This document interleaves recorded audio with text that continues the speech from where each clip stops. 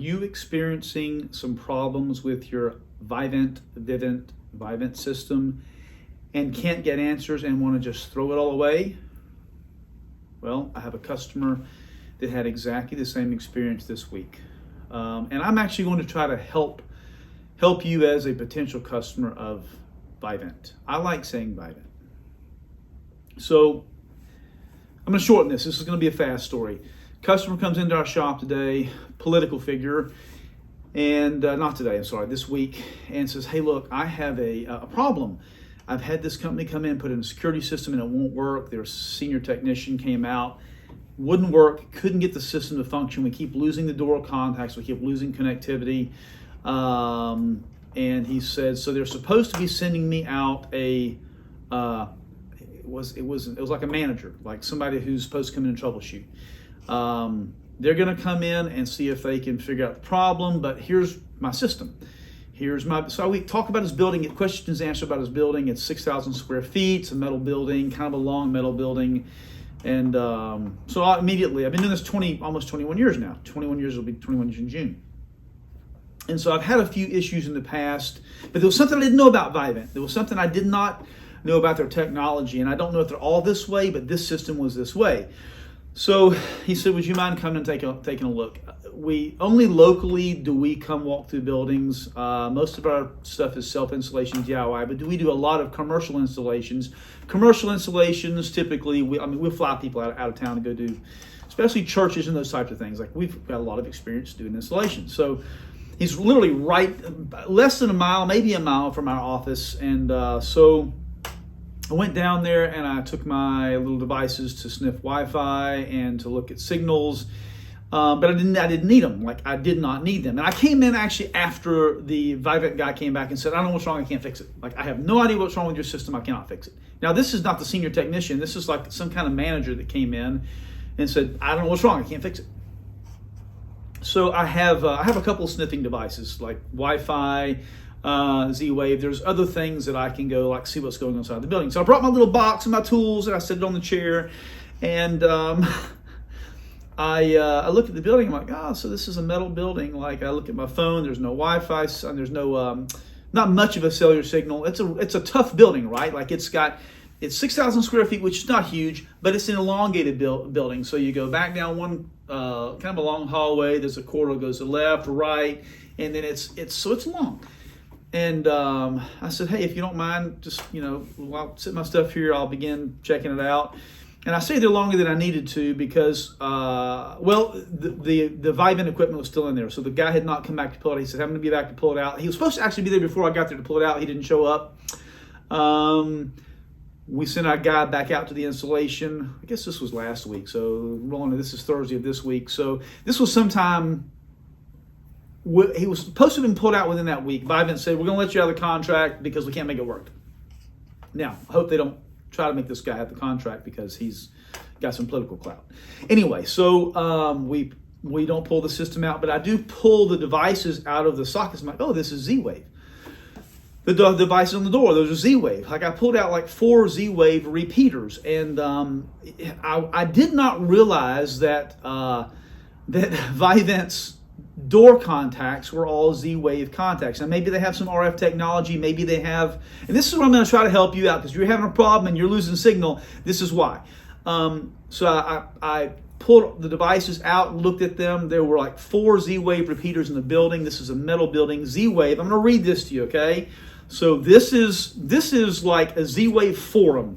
This should be basics for the very basics of this system for Vivint themselves. Not how many devices, that's irrelevant. It says typical reported ranges are around 30 meters, 90 feet indoors, and 100 meters, 300 feet in open air. Extending the normal range of these products is simply by adding more Z-Wave devices to the network. Okay, so the building is 6,000 square feet. It's metal on the outside. It's metal on the roof. Where the turns in the building are, there's metal in the walls. Anybody who recommended putting, I don't know why Vivint would do Z-Wave. It's not as secure as RF encrypted, but I'm not a Vivint engineer, right? I'm not a Vivint trainer. As a matter of fact, I'm learning to really just go look at the forum on Facebook that says Vivint complaints. Just go log into Vivint complaints. It's got something like 3,000 members that complain regularly about Vivint. Even if you have a problem, like this guy got somebody back out, that was great. We have other complaints, people call us, and this is a daily occurrence. Like this happens daily here in our office. People see a video, they're frustrated, they call us, they can't get service, something doesn't work, but Vivint's going to hold them to the contract. They can't get people to come out to the house or their business. Most of those are residential. We don't do installations for residential. You don't need to pay the money to have that done. But they're paying exorbitant amounts of money for the product, and then they can't get people on site. So they're in this contract, right? They've had it for more than whatever their limitation period is in whatever state they're in, and they can't get somebody to come out and service the equipment. And so it's a horrible business practice. And go look at the other videos I've done on Vivint. Why do I pick on them the most? Because I get the most complaints about Vivint. Next is ADT, because ADT has long-term contract. I don't like long-term contracts.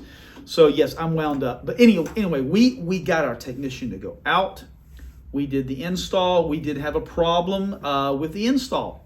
He had a problem with one of the devices not doing a Wi-Fi update. It's a big building. I told him how to rectify that over the phone. We rectified it over the phone. We got the installation done. Customer just reported back. I texted him a few minutes ago. He's very happy with the system. So if you have a Vivint system, I'm going to keep saying Vivint. I just like it that way. I can't help myself. If you have a Vivint system and you are having connectivity problems and you have either commercial construction with metal or you have a lot of cinder block or brick with metal and you're having communication problems from wireless devices back to the main panel, ask your rep, your Vivint rep, if it is a Z-Wave device that's trying to connect or if it's an RF device. If the connectivity problem is a Z-Wave device, that's likely your issue. There's just a lot of limitations on it. Now, anybody should know that's in the business, any company should know that's in the business, you do not go put in a Z-Wave technology that's barely encrypted. I mean, there's questions about how Z-Wave works. It's really not a unified technology. It's not a ubiquitous technology, in my opinion. It's not my opinion. There's a lot of forums that say that. You need to use encrypted, military-grade encrypted RF technology to lock those things down. And if you're having connectivity issues, there's a brand new technology out. It's PowerG technology. It works in almost everything. It's phenomenal. Yes, it's a little more expensive, but you're going to be secure. The stuff is going to work, and you're not going to need service calls. Batteries is about all you will need. I'm sorry for those of you that are experiencing Vivint problems. I don't know what else to say, but honestly, I'm kind of tired of getting the phone calls, but it's good business for us. I mean, people are calling us daily, and we cannot help with the Vivint system. It's not compatible with anything else in the world. It's their own system. And unfortunately, they've sold a bill of goods to a lot of people. That's my opinion, my professional opinion. Do us a favor, like and subscribe. We don't survive off of YouTube, but we do a lot of business off YouTube. Our Rumble channel is now picking up a little bit of information. I'm going to continue to post stuff on X and a few more things on LinkedIn as well. We're getting other forums out there to just talk about issues. Hey, thank you very much for watching this video.